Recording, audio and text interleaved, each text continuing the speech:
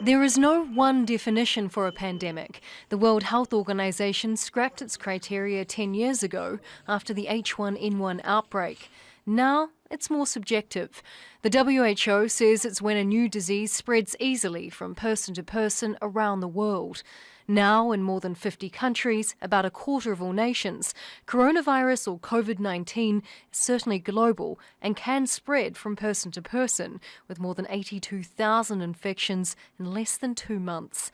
Yet, the WHO says it still doesn't meet the standard for a pandemic. Our message continues to be that this virus has pandemic potential. No country should assume it won't get cases. That could be a fatal mistake, and quite literally. This virus does not respect borders. The WHO says countries should be in a phase of preparedness for a possible pandemic. If one was declared, governments would have to roll out a full-scale response, with mobilisation down to local level and distribution of personal protective equipment, antivirals and other medical supplies.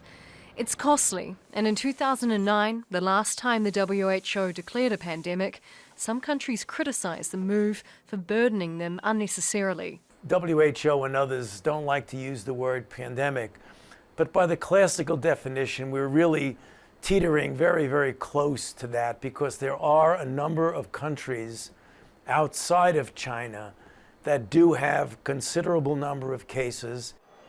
The costs of a moderate to severe pandemic are high. The World Bank puts it at nearly $570 billion. Even without meeting the threshold, coronavirus has shaken financial markets. But the human cost is still low relative to past pandemics. The 1918 Spanish flu killed 50 million people and infected 1/3 of the world's population. The most recent pandemic, swine flu in 2009, killed up to 575,000 people. Coronavirus sits at 0.5% of that, with the WHO hoping it levels off and it doesn't have to declare a pandemic. Charlotte Bellis, Al Jazeera.